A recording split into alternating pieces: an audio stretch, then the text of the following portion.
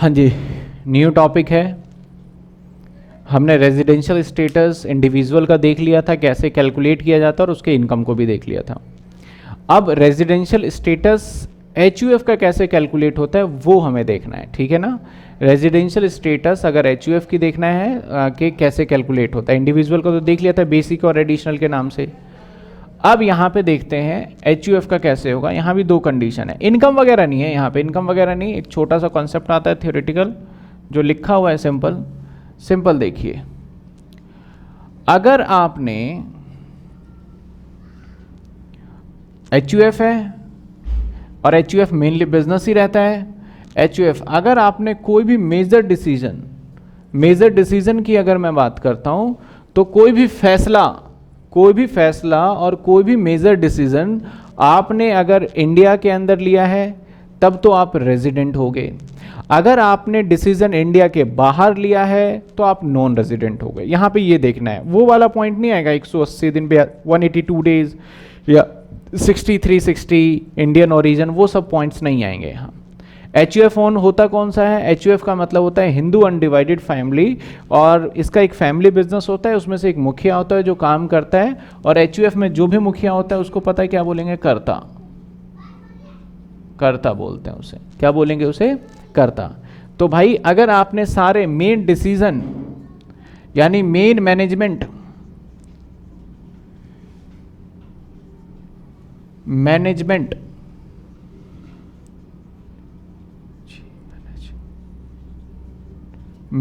And control from India, चाहे fully हो चाहे पार्शली हो, फ्रॉम इंडिया से है, तो जी आपका स्टेटस होगा आर, रेजिडेंट हो आप। लेकिन management and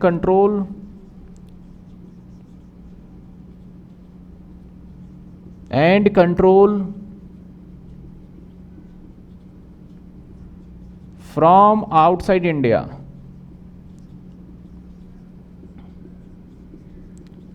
fully major decisions अगर भारत के बाहर से लिए जा रहे हैं तो ऐसे सिचुएशन में आपका हो जाएगा नॉन रेजिडेंस। पहले तो ये देखिए, यानी आपके स्टेटस को कैलकुलेट करने के लिए डिपेंड करता है किस पे? आपके मैनेजमेंट पे, कंट्रोल पे। अगर इंडिया से कंट्रोल होता है तो रेजिडेंट हो, और इंडिया के बाहर से कंट्रोल होगा तो क्या हो गए? Non resident. दिन का कोई चक्कर नहीं है। हाँ, साथ के साथ अब एडिशनल कंडीशन आपको पूरा करना होगा। कंडीशन, अब सर एडिशनल कंडीशन कैसे पूरा करें? समझ लीजिए, मान लेते हैं ए है, बी है और सी है।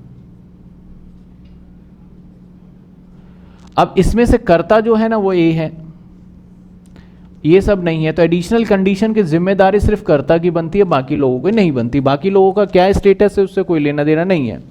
एडिशनल कंडीशन की जिम्मेदारी किसकी है? कर्ता की। और एडिशनल कंडीशन क्या रहेगा? सेम। इसको 2 टाइम रेजिडेंट होना पड़ेगा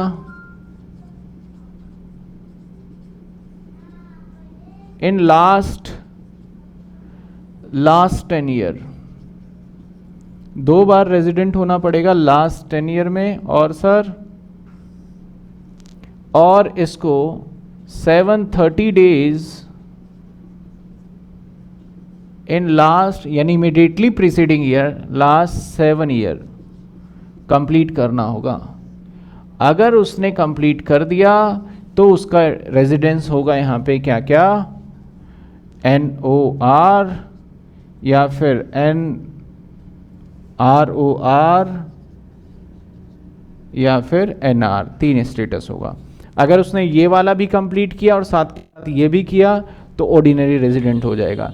ये कर लिया, ये नहीं कर पाया, या कोई भी इसमें से एक कर पाता है तो non ordinary resident.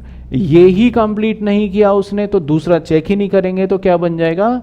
Non resident.